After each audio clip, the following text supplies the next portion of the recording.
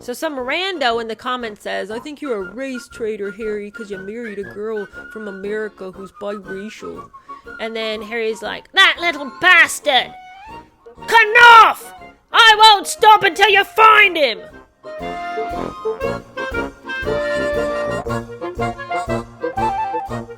Good morning. Welcome to another episode of Revenge Review. We're going through Tom Bower's Revenge as an answer to Spare. As I say many times, if you haven't had a chance to watch Spare, you should go ahead and see that review that I did because it was crazy. But Revenge is crazy in its own way. Spare was hilarious. I mean, that book was straight comedy. I am sad and sorry for Harry that that's the way I feel about it because I think he really thought he was offering us a gem in this world, but that book was hilarious. Revenge is like, I'm gobsmacked every time I sit down and read. And this chapter is no exception. The chapter we're talking about today is called Suicide. And I just want to say really quickly that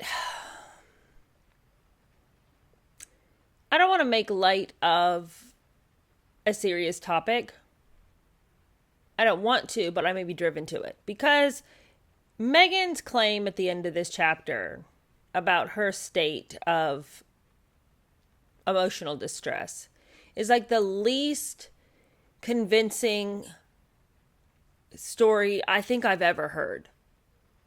That part of this chapter made me the most angry. And I know when she came out on the Oprah interview and there was a couple of commentators being like, I don't know if that's really what happened. And like people were attacked. Like, how dare you say that wasn't really her reality? How dare you say that's not her truth? That is how she felt. She was going to do that. And it's like, after reading this rendition of the story, it's like, no, she wasn't.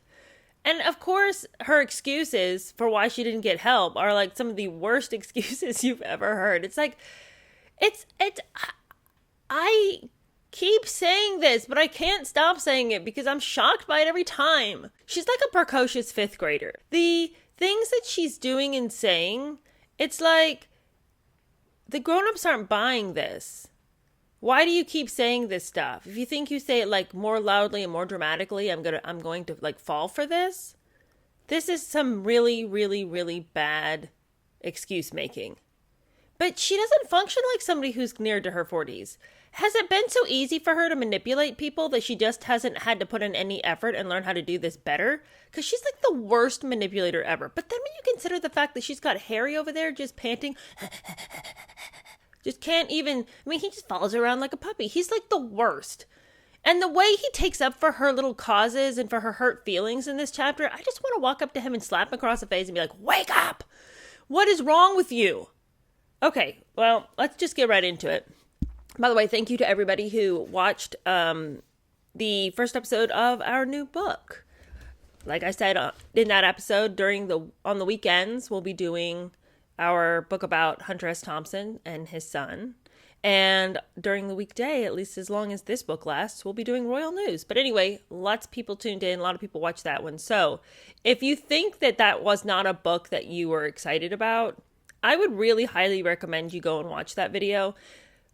Because there was numbers of people in the comments who said, I really wasn't sure if I was going to be into this book. I watched the video because I thought, whatever. It's something to watch. And I'm actually really excited for the book. So if you were on the fence, if you were thinking, that doesn't sound interesting to me, I don't even know who Hunter S. Thompson is, why would I want to watch that?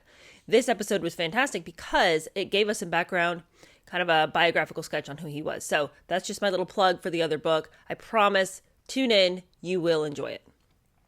Like, without a doubt. It's not even like maybe you will. Like, I promise you're going to enjoy this next book. So, anyway, back to Revenge. This chapter is called Suicide.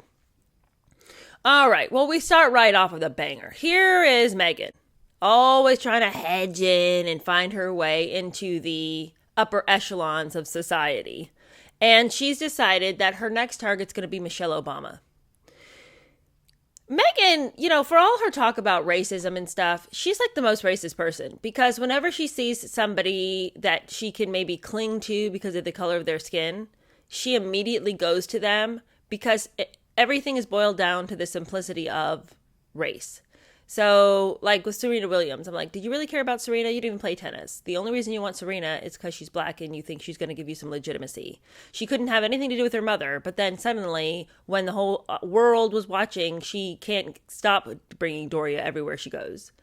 It's like she's got all these like token black people in her life. Well, I feel like Michelle Obama is like that in this scenario. So she finds out that Michelle is coming to London to promote her best-selling autobiography.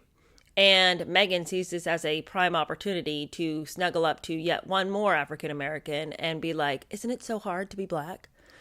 So she secured tickets to this very inspirational speech at the Royal Festival Hall on the 3rd of December in 2018. And she went backstage afterwards to meet her new hero.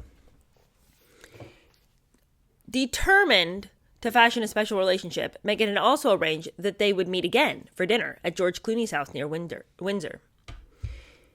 As an idol to be emulated, Michelle Obama was also a good source for advice and consolation for Meghan.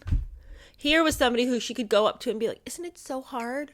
Look at how we've had to just shatter glass ceilings because of the color of our skin. And everyone hates us and is racist to us. But the Duchess appears not to have appreciated how much the Obamas admired the Queen because they weren't really into sitting around and bashing the monarchy so that Meghan could feel better about her position in life. Like, here's Meghan trying to talk to them about how she's just been oppressed and it's just been so hard for them. And they're like, yeah, well, didn't you know that's how it was going to be? Didn't you know there's going to be rules here? Why are you so surprised? Meghan's attitude alarmed Michelle. And her advice to Meghan was delivered in public. So, like, Michelle Obama wants everyone to publicly know that she is not endorsing whatever Meghan is. She's not here for it. So she does it nicely, but it's interesting that she did it in public. It's like she wanted to publicly distance herself so that people could never say that she and Meghan had some kind of, secret mentor-mentoree relationship. Take some time, Michelle said in an interview, and don't be in a hurry to do anything.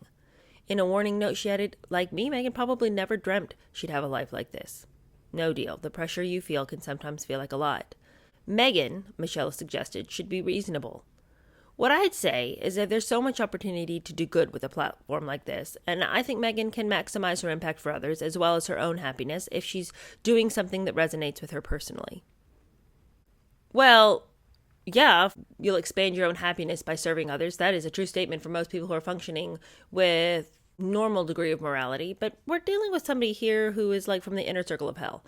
Meghan is not going to feel happier if she's helping others, but I guess that's good that Michelle Obama said that. The problem with Meghan is that if she does something that resonates with her personally, it certainly isn't to impact others in a positive way. So the only time she's happy is when she's attacking people. Like we talked about last episode. It was well known that she would put her sights on somebody and then just work to destroy them and then drive them out and then act really surprised. I don't know why she left. Isn't that crazy? She must not have a very good work ethic. This pace must have just been too much for her. Within Kensington Palace, Meghan was still struggling to settle in. Purposefully, she had isolated herself from many former friends, including Gina Torres and other Suits actors. There was one noticeable exception. She had not distanced herself from John Fitzpatrick.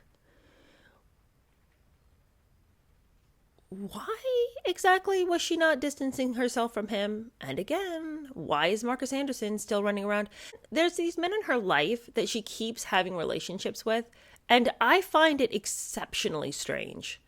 It's not weird to me that she would have relationships with men because men are the ones who will buy what she's selling, and women are like, we'll put up with it for a little while. But then eventually they realize she's a snake. But it's weird to me which men she keeps in her life. Marcus Anderson, John Fitzpatrick, and both of these men have been question marks for me. I mean, Marcus Anderson most especially. But John Fitzpatrick, I also felt like she was very clearly escorting him around town. They had some kind of weird relationship. He's way older than her. And he also is known for giving like lots of very expensive gifts to the young women that he is frequently seen around town. And it kind of seemed like a real sugar daddy, sugar baby type situation. I don't know why she still thinks she needs this guy in her life. It seems like she has reached an echelon where she doesn't still need that. But maybe his connections. She didn't want to let go of his connections because he did have political connections. And I used to laugh and scoff at the idea that Meghan wanted to get into politics because I was like, how could that ever be anything she would want to do? She struggles so much every time it's time for her to give a speech. She has nothing new to say. I was like, I can't even imagine her wanting to have to do the work that would be involved in being a politician because she wants to just dress up and be pretty. But then when I see her trying to maintain ties with the political elite of the US, I'm starting to wonder if that's just another echelon of celebrity to her, or if that's really an intentional goal someday to run for office. She is functioning with one brain cell if she thinks anybody would ever vote for her, but whatever. Anyway, back to John Fitzpatrick. She continued to have him in her life. And he reports that after seeing Meghan, once she had been married to Harry, once she had been in the royal family for about 6 months, he'd gone to go see her, and he said he was amazed to see the difference in Meghan. After visiting her at the palace, white-gloved footmen stood with John Fitzpatrick while he waited for her arrival. And then when Meghan came in, her greeting was very formal, and it wasn't anything like he'd experienced with her before. But they got the staff out of there. They were excused. And then the veil comes down, and then she's like her normal self. Fitzpatrick said that he whispered sort of conspiratorially to her, "How long have we got?" And she looks at her watch and says, "We've got exactly 29 minutes. And then they relaxed and the gossiping begins, and they're just like two old pals back from the old times. And then at the allotted time, the staff returned, and Meghan's formal look, she puts her mask back on, and she goes and, now she's Duchess Meghan. I mean, the picture that's painted is like she has nothing, she's not allowed to run her own program at any point, and that she's, they give her 29 minutes to visit an old friend. Meghan, if that's really true, then why aren't you ever doing any royal duties? If your time is so booked, why did you only have 29 minutes to meet with a friend? If you ask me, she said to her staff, "I don't want to hang out with this guy for too long. So let's just do it for about 30 minutes and then come and get me." Because it doesn't make sense. What is she doing with all those other half hours of her life since she only does one royal engagement every month? So what exactly is she up to where she's just, horse whipped and constantly driven from one activity to the next, nary able to get a breath? Please. I don't believe this for a minute. But American girlfriends who visited Meghan in Kensington Palace also found a troubled woman. Cooped up in Nottingham Cottage, she complained that there was no staff to prepare meals. No one treated her as a royal. Oh, but Meghan, you love to cook. Remember? You had a whole blog about what a great cook you were. All you can ever do is talk about how much you love food. See, Meghan, she likes to eat the food, but she's not real into making the food. We saw that on the Vanity Fair article when she runs down to the supermarket and gets a couple of quiches to serve for lunch. It's that's the easiest thing of all time to make. You make a pie crust and you throw some eggs and vegetables into the pie crust and you bake it. That's beyond you. And who exactly is she having to cook so much for? It's her and Harry. It's not like you've got a pack of 17 kids rushing to the table. It's not a Ma and Pa kettle type scenario. Why in the world is this so difficult for you? But she always looked miserable, said her American girlfriends. And she also was devastated because she said she was the most trolled person in the world. People in the media were telling lies about her. And her friends said it was really damaging her mental and emotional health. One cause of the difficulties was her reluctance to take on traditional royal duties. Well, yeah, if all you have to do all day long is read the bad press about you, no wonder you're depressed. Even if there wasn't all this bad press about you, if you spend all of your life thinking about yourself, that's just really draining and boring. But here's the thing. In an effort to be really fair, I can only imagine how crushing it would be if you were constantly being maligned everywhere you turned.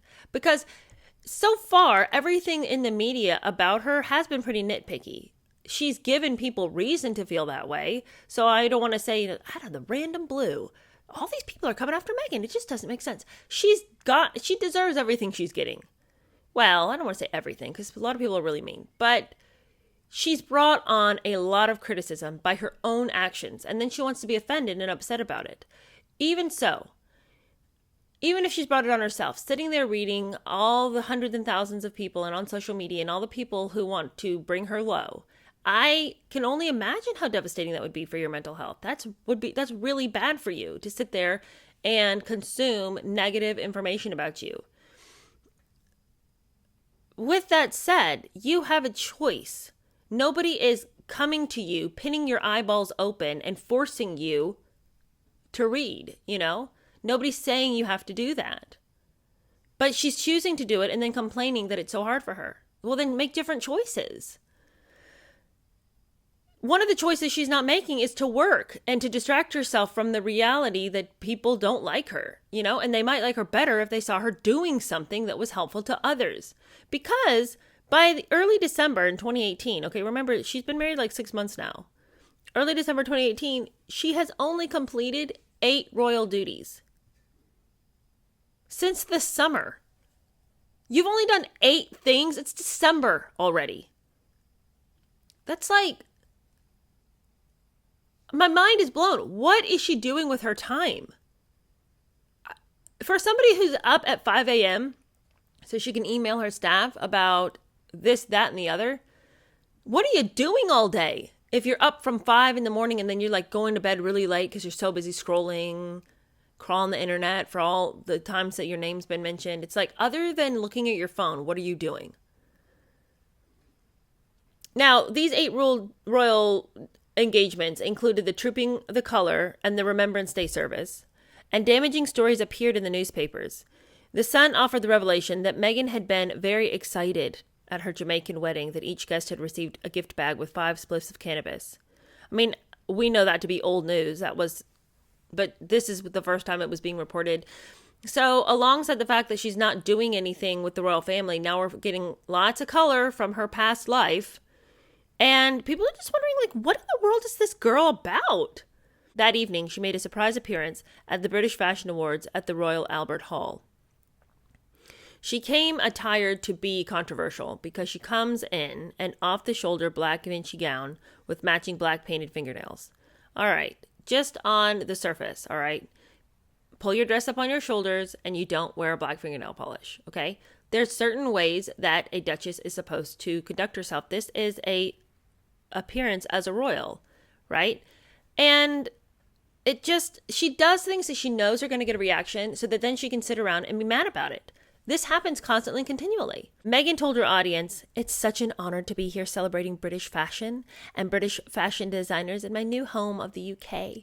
But somebody wondered, if you love it so much, then why aren't you wearing clothes from a British fashion designer? For once, could you not compromise? Could you not have worn a British design dress? She's so tone deaf. It's just her way or the highway. She never considers what she's doing, regardless of the fact she wants us all to believe she does. Soon after the event, Meghan's photo on the British Fashion Council's Instagram site was deleted. I don't know what that means, other than the fact that they didn't want her to be a representative on their Instagram page anymore, because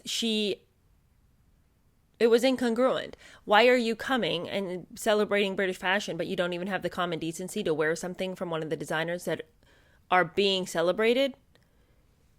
She's constantly trying to be offensive. How could she not have known that that would be annoying to people? Can she not put 2 and 2 together? Is it this hard for her? Can she really not anticipate that criticism? Or does she want that criticism? So don't come to me saying it's so hard, I'm the most trolled person, when you go out constantly trying to be underhanded and controversial and then being like, how dare you notice? I should be allowed to do whatever I want. Well, on that same night when she was going to the fashion awards, Princess Anne's over there visiting the International Maritime Organization's Safety Committee, and the Queen was celebrating the 600th anniversary of the Bar Association. So they're over there doing their royal duties, which are very uninteresting and uninspiring. Meghan just wants to have fun all day.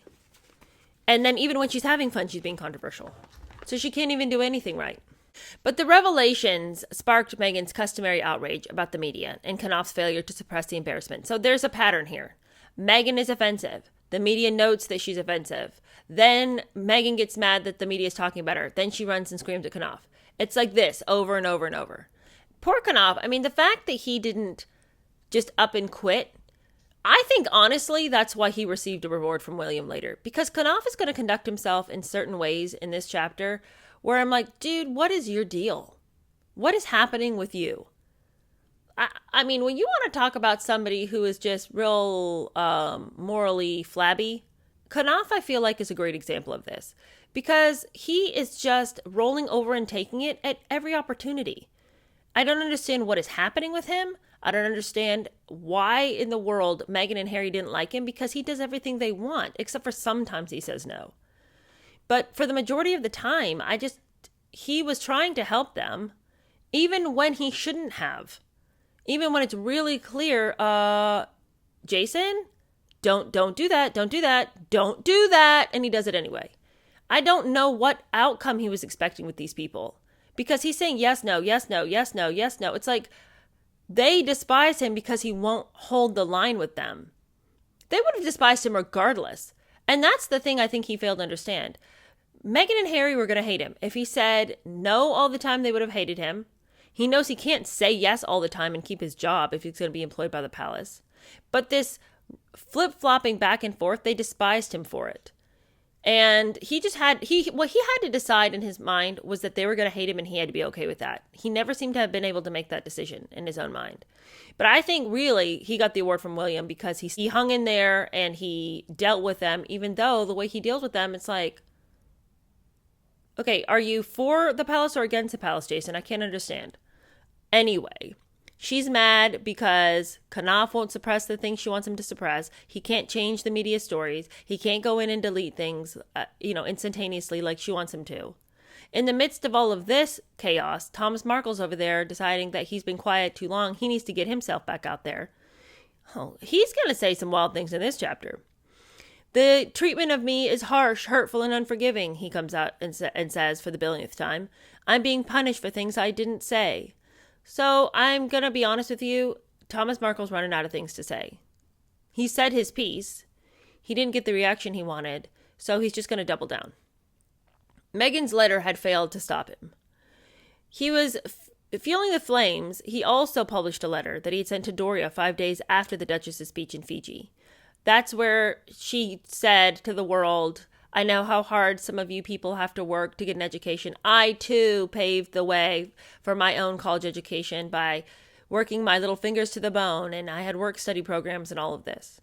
So she came out and she said her piece about that. And, of course, that ignited Thomas to more rage because he had paid for her college education, and he was still paying for her college education. And so to see that she's now saying that my dad was the worst, and also I've had to look after myself, for as long as I can remember, really made him mad. So he wrote a letter to Doria, but it was an open letter. And he said that he was really sick of the lies, and he was sick of being vilified, and he was really sick of being shut out of her life. He said he'd always upheld his responsibilities as a father, and Meghan's comments about paying her way through college were offensive to him. Upset that his provocation had not encouraged his daughter to call him, Thomas Markle appeared days later on TV for Meghan to put aside their differences in time for Christmas. I love my daughter very much. I'd really appreciate it if she would call me. At this point, and I know people always come at me saying, oh, you just must not have kids. You just don't understand the love Thomas has for his daughter. Look, I've got 3 kids. I fully understand the love for my kids. But I also know that an adult child who's almost 40 years old is going to have the ability to make their own decisions. And if my child is so completely out in left field, the door would always be open to them to come home.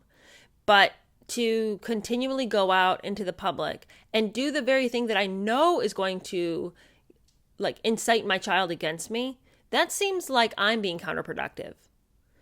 So this isn't me saying, I don't know why he would act this way. Why would he care what Meghan's doing? It's only his daughter. Of course I understand why his feelings are hurt. Of course I understand that this would be devastating, especially if you had worked so hard to give your child everything that they wanted, thinking that was how to be a good parent.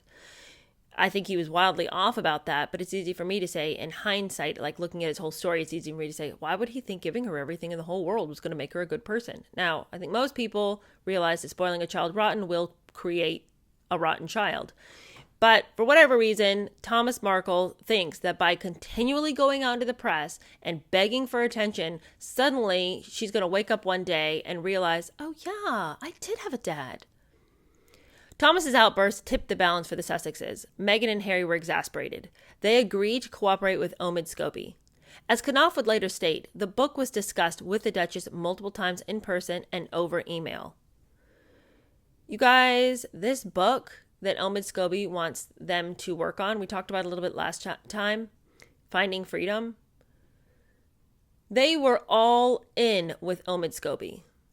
And as this chapter goes on, we're going to discuss the fact that they wanted us to believe they had nothing to do with it. Oh my gosh, they had like everything and then some to do with this book. But one of the hangups that Meghan had with working with Omid Scobie, even though this guy is doing everything the way she would want him to do it, like completely, which is why I say Jason could have done everything right for her and she still would have hated him.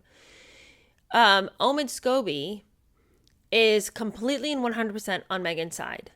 But one time he had put out a tweet about Meghan and said that Jessica Mulrooney was her stylist. Meghan was super offended by this. Super offended because she's her own stylist. Thank you very much. And actually, I don't need help. So if I look awesome, it's because I put the outfit together. All right? Don't need help. Jessica's not my stylist. And you need to get that right. If you're going to call yourself some kind of authority on me, get it right. Literally, this is what she says. She had taken offense to the tweet and she contacted Knopf and she's about the book and about working with Omid Scobie. And she said, you know how personally frustrating I find this stylist narrative, as it's the only thing I seem to have any control over, my personal styling. But given that we are being asked to cooperate with this evidently authorized biography, I will not be comfortable doing it if this person is considered to be an authority. He obviously isn't. He can't even get it right that I'm my own stylist. Okay, so I'm being asked to do this book. It's a total hassle. But since you're asking me to do it, I would like it if the people who are the authorities actually have a clue. You guys, no one was asking her to do this book, okay? That narrative is like, it's like nails on a chalkboard with Meghan when she's constantly trying to act like she's so important. Omid Scobie came and said, we'd like to do this book. Meghan and Harry pounced on it like it was red meat. They're like, oh, please. If anything, please. It's all we ever wanted. Somebody to tell our narrative. You know, they're the ones running after the potential for this book. So for her to sit back and act like she's so put upon, we have to do this book. It is so annoying. I have so many other things to do, but if I have to do it, this guy better get his facts right. It's like, why don't you shut up, Meghan? Meghan was assured that Scobie would be told the truth so that he could know that she was her own stylist. And in an email to Meghan and Harry, Knopf opened himself up to subterfuge. He said, look, I'm going to help you with this book, but being able to say hand on heart that we did not facilitate access will be important. Okay, that's he loves this phrase. We're going to hear him use this phrase all the time. We have to be able to say hand on heart. We didn't know anything about it. Hand on heart, hand on heart. Okay, but you do have something to do with it. So what does that even mean? Like, what in your mind, Knopf, is happening so that you can come out and lie? Like, what exactly makes it okay for you? What scenario here? Like, I fail to be able to see how giving access to the authors, talking to Harry and Meghan, getting a list of questions from Harry and Meghan that they want him to put to the authors, getting the answers from those authors, being the in-between back and forth, getting all of the information from the authors that they want to know from Harry and Meghan, getting all the answers, having all these meetings, texting back and forth. And how is any of that hand on heart? I had nothing to do with it. Where's the caveat here? What am I missing? Knopf's decision to trust Scobie was against his instincts and antagonism towards the tabloids. Inconsistently with one breath, he criticized Vanity Fair as tabloidy, and on the other, he trusted Scobie, who recycled tabloid stories, even those which were patently inaccurate. Question mark, you guys, in the margins here. What is Knopf's deal? Why is he, like, okay, I'm like, is Knopf like the greatest operator we've ever seen? Was he like, I will single-handedly hang this woman? because the things he does seem really contrary to her success. And but contrary to the palace's desire for him to do his job, like on the up and up. So he's always bending the rules for Meghan. Yes, he goes out and says, never explain, never complain, Meghan, I can't. But then he's doing this stuff like this backdoor deal with this book and being like, but you guys, we can't tell anyone, okay? Hand on heart, we didn't have anything to do with it. But you did, though. And why are you going out and being like, oh, that magazine's tabloidy. We don't like that one. But let me work with a guy who is a known liar and who's all about the tabloid drama. Question marks, you guys, on Jason. While planning a 2-hour briefing for Scobie and Durand, Knopf was encouraged by Harry to be especially helpful. After 2 years of media onslaught, cyberbullying, and puppeteering from Thomas Markle, etc., Harry asked Knopf to cast Meghan in a positive light. Is Knopf just running on fumes here? Like, is he just so worn down that he can't even hear how ridiculous this is that he is helping Harry have a book written about he and Meghan? And he's about to go have a 2-hour meeting with these authors in which he's outlining everything Harry and Meghan want said in this book. And he thinks there's not ever going to be anybody who puts the pieces together and finds out that they are working together? I mean, where's his head here? Early on December 10th, Knopf sent Meghan a list of questions that Scobie had submitted for their meeting 2 days later. Once again, Knopf reiterated the need for deniability. I think it is important, he wrote to Harry, that we can say, hand on heart, that Scobie and Durand had no access to Meghan's friends and the palace. Well, but he does, though. Knopf had really been against the idea that Meghan's friends get involved because that's just more people that we're trying to keep hushed up here. So he told Meghan, too, that he was concerned that Durand and Scobie had a desire to paint Meghan and Harry in the most positive of lights. But Knopf said if they meet your friends, they might not say the same positive things. Now, I'm not sure how he managed to actually say that to Meghan's face, but that's what he said. Don't let your friends get involved because they might change the narrative. But I also think he didn't want the friends involved because he's trying to keep everybody hush-hush. So he can't let more and more people be involved in this process and still be able to cover for them that they didn't know anything about the book. Because how can you not know anything about the book when people are over here interviewing your friends? Aren't your friends going to come and say something to you? But in another very typical Jason statement, he's playing both sides of the fence. He says to Meghan, don't go and let these people talk to your friends. Don't get involved with bringing people that you know into this book. Don't do it. That's what he says to her. But then he says to her also, at the same time, I'm happy to facilitate either way. So don't bring your friends in, but if you want your friends in, I'll be the one to facilitate. All right, let's just pump the brakes real quick, you guys. I find this to be a wild statement that he can facilitate, which means he's going to reach out to the friends and connect them with Obed Scobie and this Durand person. Okay, well, so it is within your power to reach out to people beyond the palace. So you could have reached out to Thomas if you wanted to. Somebody said the other day to me, oh, you're just an American and don't know how it works. You know, Jason has no business reaching out to Thomas Markle. That's so American of you to think that he needed to facilitate that relationship and to get somebody else's side of the story. And I'm like, no, that's just called covering your ass so you don't get in trouble. And I don't know why Jason didn't reach out to Thomas. I've said this many times. But back to the point of this story. So Jason can facilitate with other people outside of Harry and Meghan. If he can go and reach out to her friends to get them involved in this book, if Meghan so chooses for that to be a reality, then why couldn't he reach out to her actual dad? So he can get to the friends, but somehow there's a wall with the dad? You'll never convince me that it makes sense that Jason didn't talk to Thomas first. Okay, well, anyway, he says, I don't think you should let the friends talk, but I'll facilitate either way. Despite this, Harry agreed with Knopf. I totally agree that we have to be able to say we didn't have anything to do with it. For Harry to encourage Knopf is really noteworthy. Here they are actively working with people who are very tabloidy, to use Jason's word. And not only is he encouraging Knopf about the book, but he's encouraging Knopf to cooperate. And he says, you're giving the right context and background to them would help get some truth out there. The truth is very much needed and would be appreciated, especially around the Markle wedding stuff.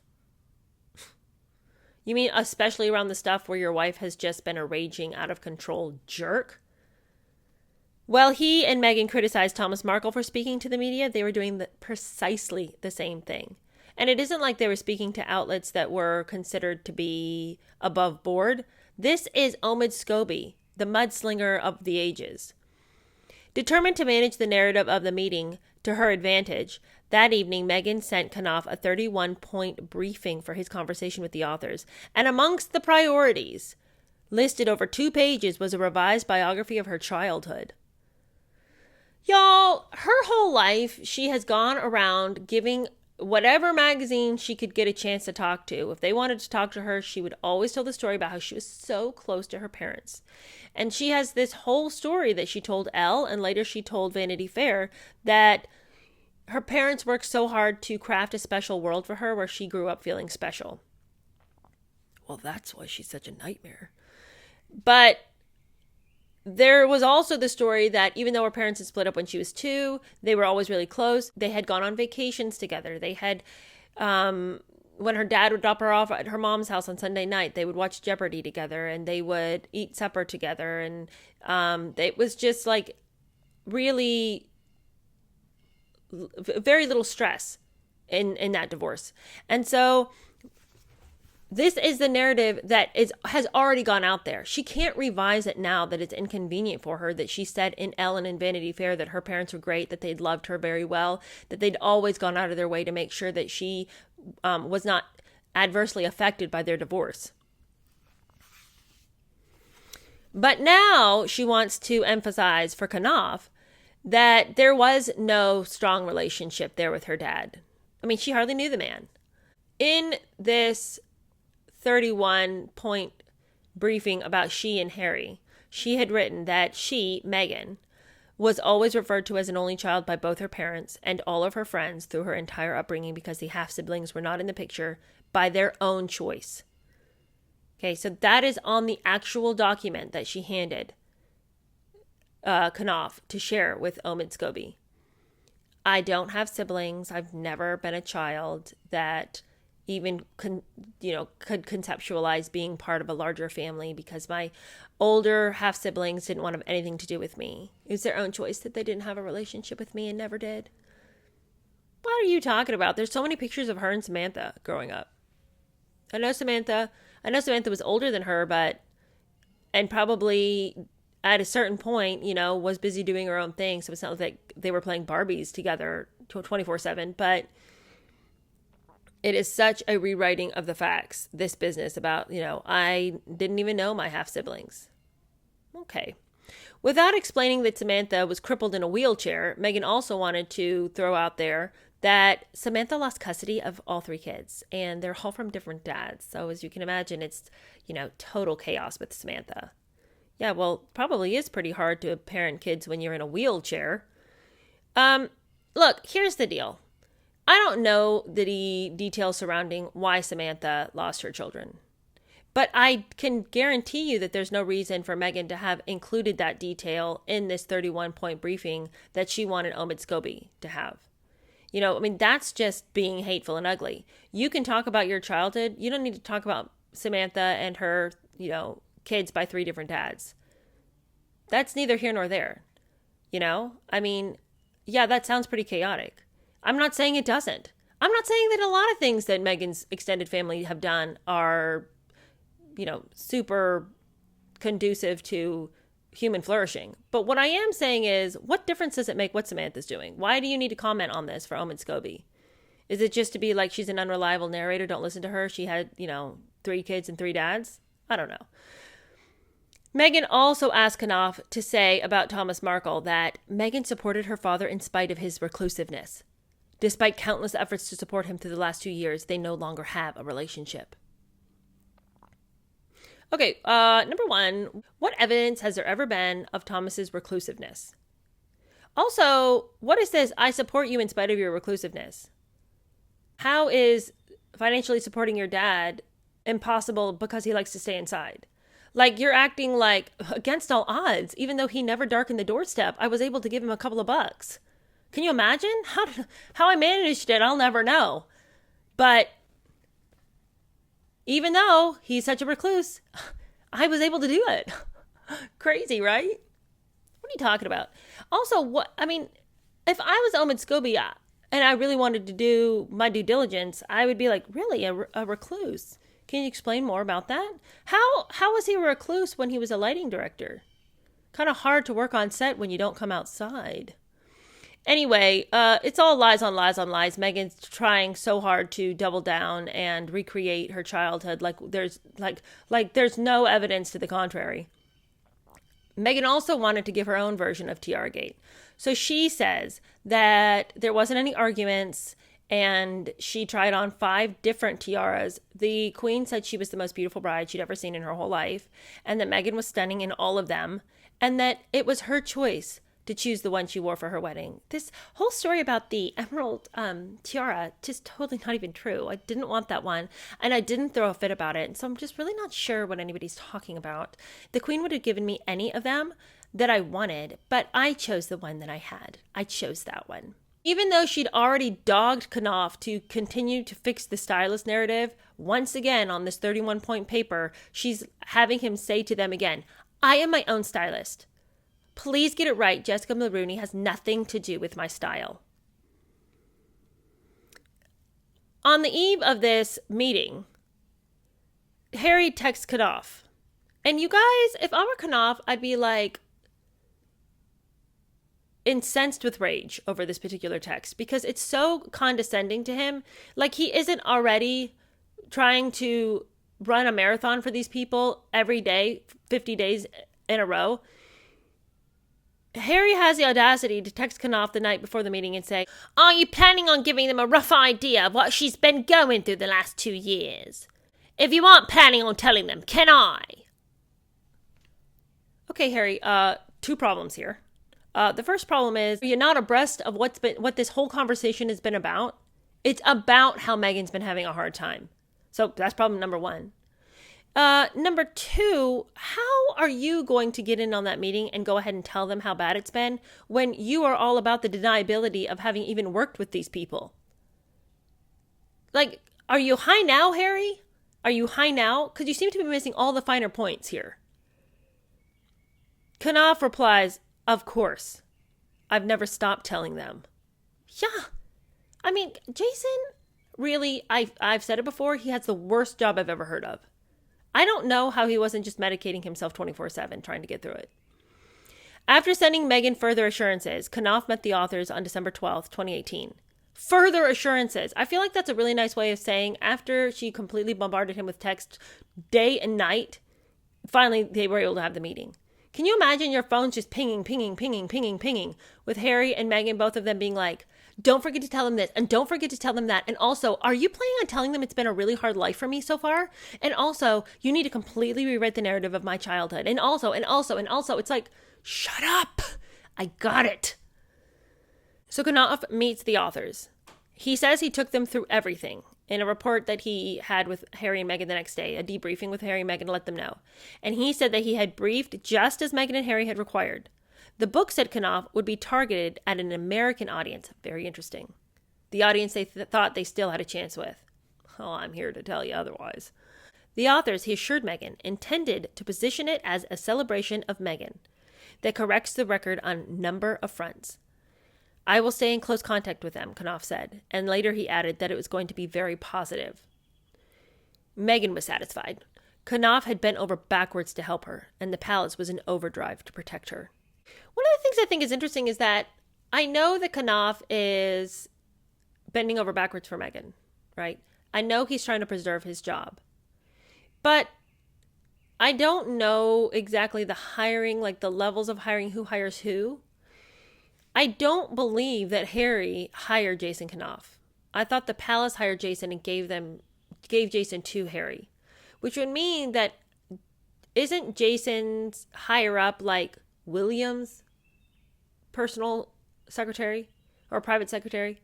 So if he's so intent on preserving his job, why is he doing these things that would be considered, I guess, like illegal according to their like work code in the palace? You know what I mean? Like, we're not going to engage with the media. We're not going to, never explain, never complain. Like this is the adage of The Office, but we aren't going to work with, it's very, very, very important that we say that we didn't have anything to do with the book. So I'm assuming that it would be very bad if they did have something to do with the book. That's why they have to deny it. So why do I keep getting pushback about Jason? Because, saying, oh, he's only acting this way to preserve his job. But he's not acting in a way that says he wants to preserve his job. He's doing things that are antithetical to what the palace says he should be doing. So which is it? Is he trying to hang Meghan with her own rope? Is he an operator of his own and he's trying to figure out how to, his next step in his career process? Is he trying to get fired? I mean, what is he trying to do here? 2 years later, Meghan would exhaustively claim that neither she nor Harry had cooperated with the author to put out their version of events by means of the book. In a signed legal statement, Meghan added that neither, now listen very carefully to this wording.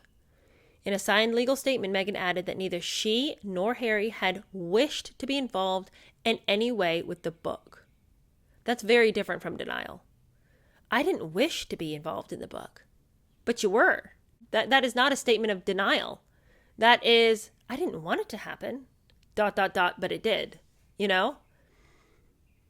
I didn't wish to be involved in the book. Yeah, we know you didn't. That's the whole reason. Like, you're all upset. Actually, here's the thing. You did want to be involved in the book. All right. You loved the fact that there were people who wanted to write an entire book about your victimhood. But she could always come out and say, I had no desire to be in a book. Who wants to talk about how they've been maligned and mistreated? Why would I want that? So yeah, you didn't wish to be involved. All right. That's a nice legal way of saying, but oops, I was anyway. And then this one, listen, prior to his meeting with Scobie, she added, Knopf did not contact Meghan about any matters relating to the book. Well, yeah, because the book deal wasn't on the table. Do you hear how wrong, like how tricky she is? I mean, Knopf never talked to me about a book. ... Except for when the book deal was on the table. She keeps leaving things out of these statements so that what she's saying is true. Yeah, Knopf never contacted me about the book prior to the book deal. Meghan is so shady. Well, things are very tense at the palace.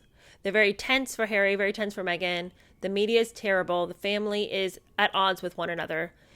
And everybody is watching because Christmas is coming. And they want to see if they can spot any actual visible cracks in the way Harry and Meghan and William and Kate are interacting with each other, or if they can get any juicy tidbits. So knowing the eyes are on her, she's minding her behavior when Christmas rolls around. To neutralize the damaging stories about bridesmaids and the move to Frogmore, Meghan agreed to join Harry for the Boxing Day shoot lunch. Remember, they were getting a chance to move from Notcott to the Frogmore cottages, which were being completely renovated so that Harry and Meghan could now have this palatial 5-bedroom home. To our estimation, it would be palatial. We're going to talk about how Meghan didn't think that it was good enough. Over 5,000 miles away in Mexico, Thomas Markle was celebrating Christmas alone. Nobody reached out to him, except for this British journalist, and he was really eager to talk to this guy and thankful that somebody called him on Christmas. And as I alluded to earlier, he's just running out of things to say. And again, the cognitive dissonance is strong with this one. He says to the British journalist that he's really angry over the whole Duchess difficult narrative because Meghan's not difficult, he says. But it's like, dude, your daughter is ignoring you. You have taken to the airwaves both nationally and internationally in order to get her attention, but she's not difficult. Are you struggling to understand reality? Then he has this line.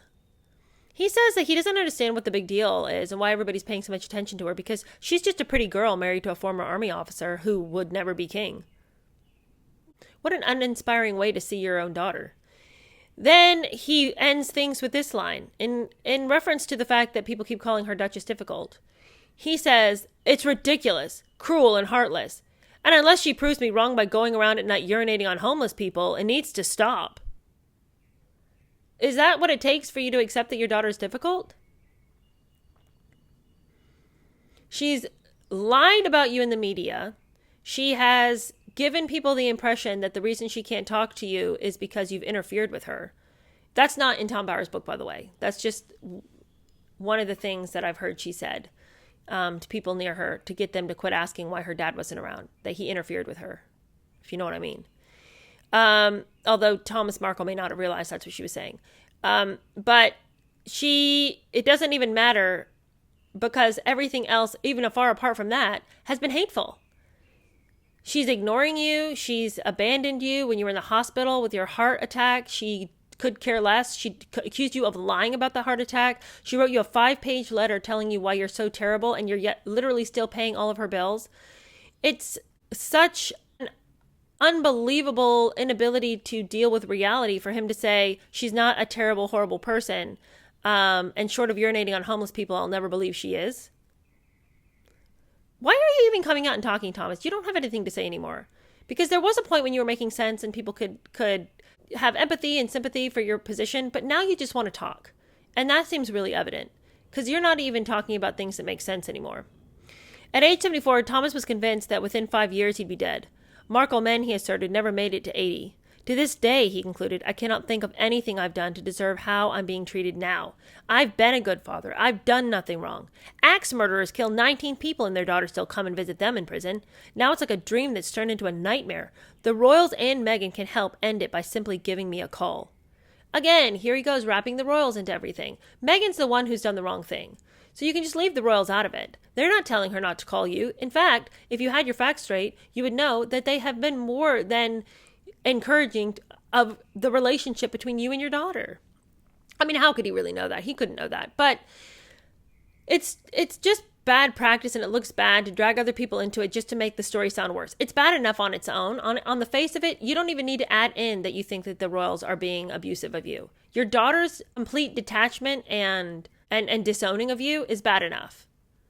But then none of us believe the royals are in on it. So you're weakening your own point by including people who we know are innocent in the whole thing. Once again, Meghan was embarrassed by her failure to prevent Thomas broadcasting his wrath across the globe. She was also distressed by Frogmore's reconstruction. Oh, the whole world's against her. Her dad and the contractors. Despite spending $2.65 million to rebuild a 5-bedroom house, she was dissatisfied. The whole thing was beyond dilapidated. Dealing with the architects, the designers, the builders, and even the curator from Buckingham Palace, who's responsible for the Queen's paintings, had not produced the results she expected. Here's the deal. $2.65 million sounds like a lot of money. In the grand scheme of things, depending on the structure of the homes and how much work had to be done to make these 5 separate cottages into an actual home, not a huge amount of money, considering how old the building was and how carefully they would have had to design everything to maintain the structure and the integrity of the structure. I also don't know what building costs are. So 2.65 million pounds, sorry, I've been saying dollars, pounds. I want to say, like, to my mind, that sounds like a ton of money. But when I consider the scale of the operation, the amount of work that would have had to be done, the designing process, paying all the people involved, the labor involved, I can see them eating 2.65 million up pretty quick. I mean, she's been accustomed to living in Notcott for a while now, and she's seen that was the accommodations that they felt were appropriate for a prince at his station in life. So I don't know why she thought she was being given a castle when her experience thus far has proven that those kinds of accommodations aren't royal accommodations. That's not how they do it. And everything up to this point has been like a real education for her, since she seems highly confused about royal protocol, royal lifestyle, royal funds. So for her to be super shocked by the Frogmore reconstruction project and she wasn't getting like a Hollywood mansion, I just to her have to say, well, let us know when you decide to check in on reality. Okay, because you can't keep getting disappointed because you've built these cloud castles in your mind about how life is. Maybe join us on this planet and then you wouldn't be so disappointed so many times. Friends and other clients heard from contractors about Meghan's manner. She constantly was changing demands, said one contractor. Again, that's going to be eating into your funds, okay? Because if you keep changing the plans, then you've just wasted money on the last bit. Her constant demands seemed to be born from the assumption that a duchess was expected to behave like Marie Antoinette. So she has this part she thinks she's supposed to play as a duchess, and she's over here playing it like it's a Disney movie. Inevitably, their stories reached the media. Some were exaggerated, and others were downright untrue. But the mention that the nursery would be painted with the aura range from the organic and natural paint company exposed Meghan to ridicule in the tabloids. As the house neared completion, the contractors gained the impression that Meghan was unhappy. The new building, she appeared to suggest, was good enough for the staff. But where was the Duchess's palace? The maid can live here. But I'm not sure I'm expected to cook in that kitchen. So tiny. There's no view of the ocean here. And how am I going to entertain in this living room that is the size of a postage stamp? I don't understand why William and Catherine were given $4.5 million to do a renovation, and I got a paltry sum of $2.65 million. It's wildly unfair, and I don't like the dynamic here. It's a slap in my face that I'm being expected to live in this 5-bedroom home that is a couple of cottages cobbled together. It's insulting to me, and I'm pretty sure it's because I'm half black. The combination of the horrors of Frogmore and the Queen's refusal to allow Meghan and Harry an independent court confirmed to Meghan that no one appreciated her. She also began to understand that the British monarchy, costing the public just $85 million a year, was neither flush with money nor an invincible luxury Rolls-Royce machine. The power and influence which she assumed to have acquired from her marriage to Harry was an illusion. Again, an illusion that is completely and totally her fault. She's gotten everything she knows about royal life from Grimm's fairy tales. I have no idea why she continues to believe that there is a level of wealth that she at no point has experienced while being with the royal family. Harry's paranoia added to her sense of vulnerability. Okay, life is terrible because her house is a mess, and she's being expected to live in a 5-bedroom house. I mean, where are me and Harry supposed to sleep? There's only 5 bedrooms here. But to make matters worse, Harry was completely and totally unable to deal with reality. So she's in her own refusal to look at the facts. Harry, on the flip side, also living his own fantasy world. And in his fantasy, danger is around every corner. Gripped by fear of random attack, they were both appalled by the prospect that numbers of the public would walk through Windsor Great Park, a short distance from their new house. Media photographers, they realized, could breach their privacy because of the absence of a much-needed ring of steel. We need a wall to keep ourselves away from the peasants. To satisfy Harry's demands for protection, the public were ordered not to approach Meghan or her dogs in Windsor Park. The announcement did not win the Sussexes' popular approval. Yeah, can you imagine? And it's interesting that Meghan, who always wants to talk about how she's just like Diana 2.0. But Diana was mixing and mingling with the public like a lot. You know, like, didn't she go to the gym like a normal person and stuff like that? Like, she wasn't over here like, where's my ring of steel? Where's my much needed ring of steel? And I think it's really ironic that, you know, not to get political or anything, but I will just say this. Meghan had a lot to say against Donald Trump. She really hated that man. All right, fine. She can hate him if she wants to. But one of the things that she thought was really out of control was his desire to build a wall along the boundary between Mexico and America. But as it turns out, walls come in handy, according to her. Once more, Meghan and Harry blamed Knopf and his deputy, Christian Jones. They had failed to halt the stream of negative media reports. Knopf replied that his staff were constantly working. They're never not trying to stop this stuff. Like, what do you guys think we do all day, says Knopf. Daily, they deleted abusive messages on social media websites posted by frenzied online trolls. Some supported Kate against Meghan, but the worst messages they suspected were generated by an orchestrated campaign in Russia. Oh, What a convenient scapegoat Russia's turned out to be for so many. Harry and Meghan were not convinced. Seizing on the criminal conviction of one student for calling Harry a race traitor on social media, both accused tabloid newspapers of arousing racism. From the beginning of our relationship, Harry later complained, they were so attacking and inciting so much racism, really. Okay, so you're going to hang all your happiness on whether students on social media are supportive or unsupportive of your biracial marriage? So some rando in the comments says, I think you're a race traitor, Harry, because you married a girl from America who's biracial. And then Harry's like, that little bastard! Knopf! I won't stop until you find him! It's like, okay, well, but you need to realize that that joker who decided to type that out and never thought about you again is going and living their best life. So why don't you just ignore what the losers in the world have to say and go and be and do with all of the privilege that you have?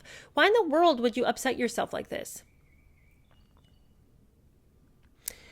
Hypersensitive to even reasoned criticism, both believe that Knopf was ordered by Buckingham Palace not to respond to a monster machine around us in terms of clickbait and tabloid fodder, because officials feared annoying the media. Buckingham Palace, said Harry, was scared of the tabloids turning on them. Okay, but what proof does he have of that? What they really don't want is wasted time trying to do the unimaginable. Get rid of every ugly story about Meghan and Harry. If Meghan and Harry wanted it to stop, they would go and do stuff that is so noteworthy and praiseworthy that they could generate their own conversation about how great they are. But they don't want to work. They don't want to work. They are so lazy. Yet again, Meghan pleaded that she was undefended by the institution and prohibited from defending herself against false stories. Neither recalled that Meghan, in the BBC interview when they were engaged, said that she didn't read the media. I made the choice not to read anything negative or positive. So, when asked about it, she has the right line, but she can't live by the right line. Which, when Meghan dies, on her tombstone it should say, I knew the right things to say, but I never did them. Patrick Jeffson, Diana's private secretary, partly endorsed the couple's grievance. Meghan says that she was over here dying death by 1,000 cuts, even though she's the one taking the knife and doing it, because you could choose not to read those things. Patrick Jeffson feels that if Meghan and Harry are under attack and feel really badly about it, it's not really their fault. He blamed the palace's deep-rooted complacency, conceit, and confusion for not responding to Meghan's complaints. He said that it has a fatal capacity for moral inertia when one of the big names is in trouble. Just as Diana was cast adrift, continued Jeffson, and Prince Andrew was not saved by the palace's elite, Meghan was let down by Knopf and the palace's media staff. Jeffson described the palace's old-fashioned attitude towards relations with the media and its beliefs that the monarchy would survive regardless. Knopf and his superiors were unwilling to shape a strong narrative to suit Meghan. But Jeffson's opinion was partly contradicted by Knopf's efforts to help Omid Scobie and by Knopf's willingness to deny it. So Jeffson knows not of what he speaks. Also, what point is he trying to make here? He says that the palace has never been overly concerned with protecting their own. Look how they did Diana, and look how they're doing Prince Andrew. Yeah, it would be devastating for them if they did decide to protect Prince Andrew. Quite frankly, they've done more on his behalf than they should have. I mean, I would have cast that guy to the wolves. If I had found out all that he had done, I would have been like, we're locking the palace doors and we're changing the keys. I mean, I would have been like, go out into the howling wilderness, you strange loser. We don't want you here. This idea that Diana was cast adrift, yeah, but by her own choosing, when she chose to get a divorce, that was her choice not to be part of the royal family. I don't know that she was cast adrift. Like, there's a lot that could be said about how the palace did with Diana, and I think they would have changed the way they did a lot of things.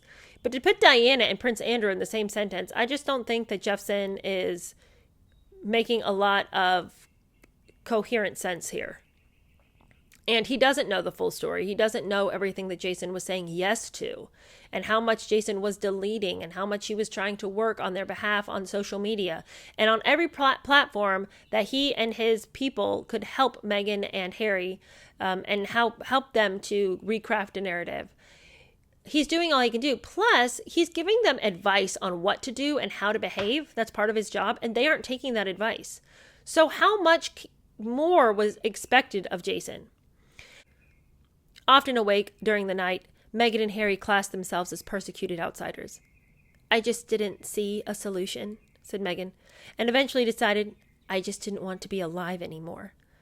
Harry would later say that Meghan had told him about her suicidal thoughts and the practicalities of how she was going to end her life. Can you imagine sitting there with your spouse and talking to them about how you were going to do it? And your spouse doesn't immediately jump up and be like, "We're going to get some psychiatric help."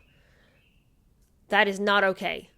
You, like, night after night after night, you guys are just staying up scrolling Instagram and talking about how you do it, how you would end things. These are not the conversations of mentally fit people. And Thomas Bauer says suicidal feelings are usually the product of a profound psychological disorder. But Harry insisted that his wife, while she recited her thoughts, was completely sane and completely sober. Well, sober by whose definition? Hopefully not yours. Meghan's reason for considering it was the critical media. "Well, I'm somewhat ashamed," admitted Harry, "of the way I dealt with it." And he had good reason to feel remorse. Here he is, all about the mental health, all about the organizations to help the mental health. He's always and forever going out talking about how his mental health has improved, how he had used to be in a state of chaos and now he's not. Yet when Meghan's over here talking about the practicalities of this specific event, he is sitting over there twiddling his thumbs thinking, "Well, she's completely sober, so I don't think there's that much to worry about." Two things are at play here. Either he's just colossally lazy and was like, "Well, I don't know how to find a doctor," or he didn't believe her. Those are our options here. You're either super lazy or you don't believe her. Because to do nothing would mean it wasn't a big deal to you. The thing that's difficult about this whole story is that there's a lot of contradictory versions. In one version, he says that he didn't tell his family about Meghan's crisis. But then in another version, he said that since Meghan had been suffering these thoughts, he had discussed with his family the idea of leaving Britain. The conversations about the possibility of living in another country, Harry revealed, continued for over a year. So on the eve of this dramatic event in which she tells him, "I just don't want to live anymore, even though I'm 6 months pregnant with your baby, and I just want to end it all, and here's how I would do it," they have to make a appearance at the Royal Albert Hall to see Cirque du Soleil. But yet when they arrived, they both looked totally fine. She looked fabulous. Dressed to the nines, looked beautiful. Really stunning that night. She did not look like the sort of person who was coping with a mental health breakdown and who, not but 20 minutes before, was on the floor weeping and telling her husband that she wanted to end it, end her and her child's life. Though she would have us believe that she couldn't get through the night without squeezing Harry's hand tightly the whole time, and as soon as the light's going down, weeping inconsolably. She just kept begging that Harry would not leave her alone. Now, if you've seen any video footage from that night or any pictures, the person who looks like they said they wanted to end it all is Harry. She looks fine. He looks devastated. So I'm not sure if there really was a confession of suicidal ideation. But if there was, I tend to believe it was from Harry, not from Meghan. Although 6 months pregnant, Meghan had not wanted to live. This is why I really resent her pulling this card of that I wanted to end it all. Because she knows people are not going to deny her that truth. People are not going to say, "Oh, you didn't want to. Stop it. You're fine." But She didn't want to. This is a manufactured crisis. She says that through it all, she had sought medical help from one of the most senior people in the palace. Okay, but Meghan, why are you going to them? That's not your doctor.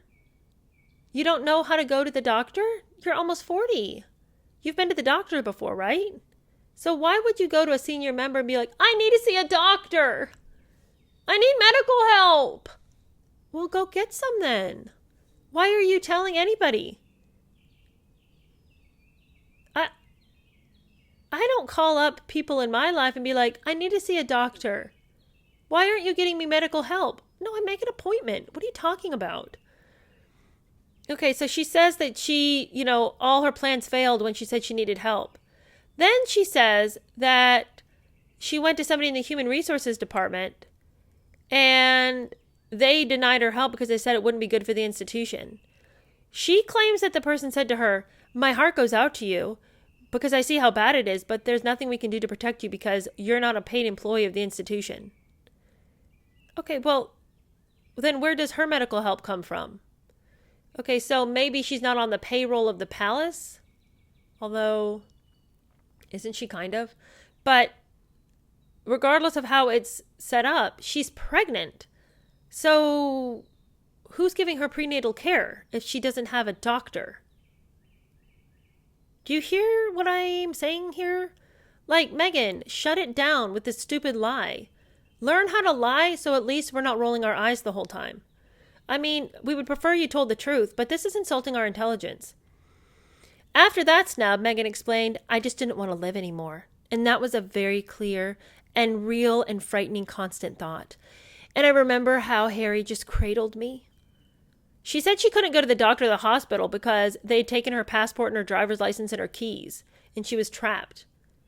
What are you talking about right now? You don't have any keys? You don't have a passport? Is this a hostage situation?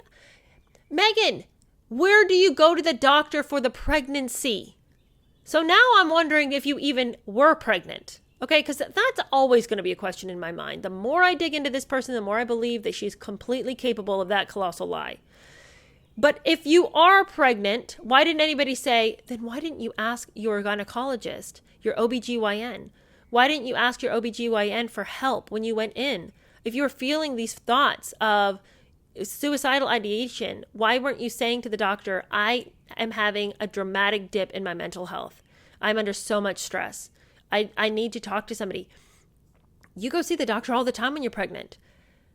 Even if, for whatever reason, you're like, I can't figure out how to get a doctor to go to see the doctor, you've got another appointment coming up, right? So if you really want help, you're going to the doctor. Or someone's coming to you, but someone's checking on this baby. Unless there's not one. But how are you getting about in life without keys, without an ID? Without your passport? It's like she's flying all over the place. So she's just doing it without a passport? And if she is no longer in possession of those things, somebody has that paperwork and her ID and everything because she needs it to get around in the world. So if everybody is ferrying her around, why doesn't she ask the very people who ferry her around to ferry her to a doctor's office? Meantime, by the way, Harry's seeing a therapist. So if she's got no one that she's seeing, we know he does. So why doesn't she say, hey, can we talk to your therapist about getting me some help? There is zero reason why she couldn't get help. Okay? She clearly has a phone. She's scrolling it all the time. So regardless of the fact that she says she didn't have a passport, she says she didn't have keys, she says she didn't have an ID, you got a phone, call for help. Verifying these events is difficult. Yeah, I should think so. But Harry tells us that the reason Meghan didn't go through with it was, listen to this, whopper.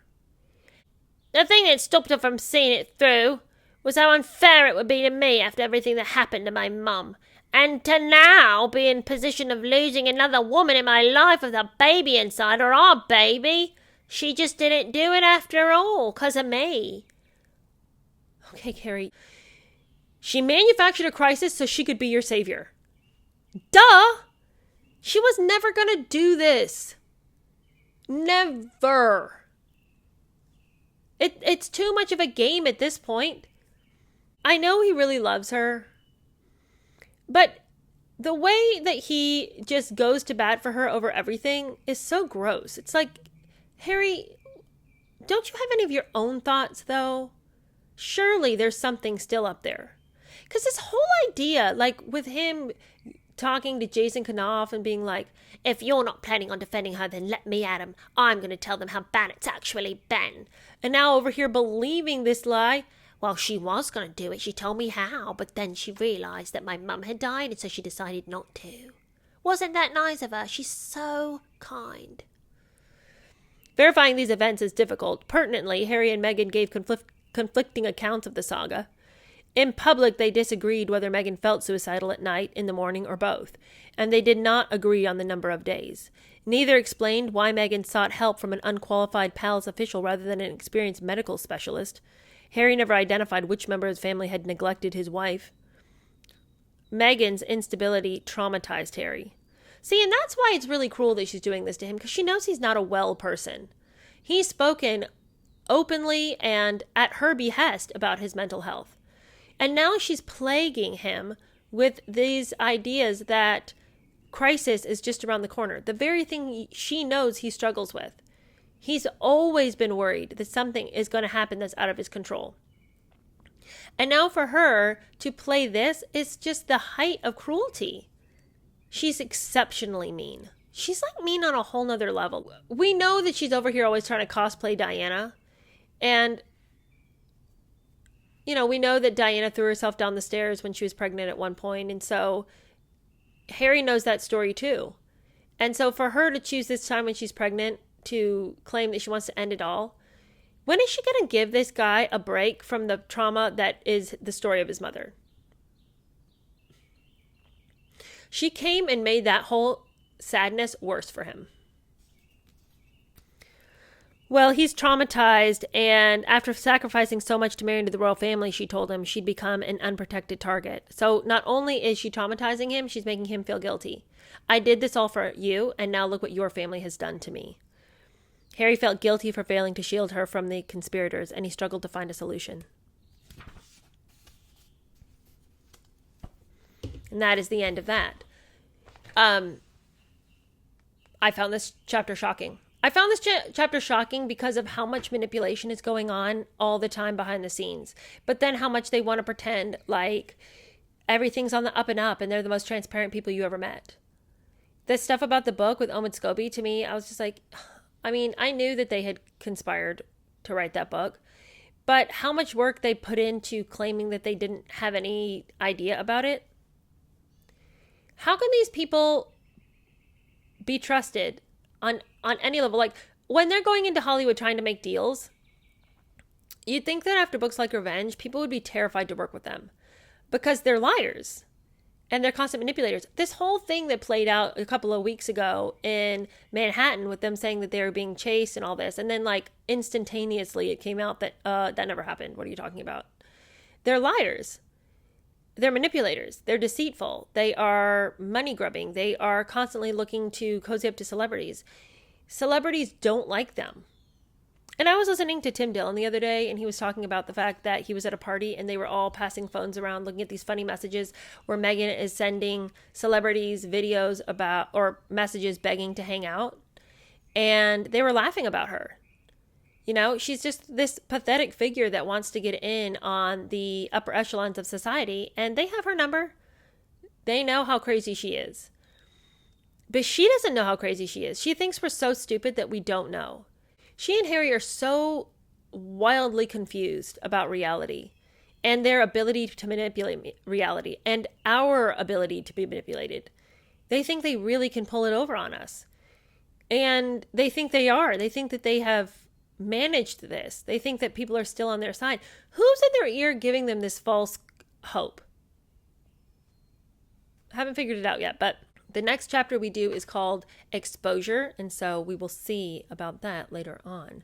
I'm interested to see. Anyway, I will see you guys later this week. We have 2 more chapters coming out this week, and then if you are into the Other book, we've got episodes coming out on the weekend of that book too. So it's a packed week, lots of new episodes, lots of new content.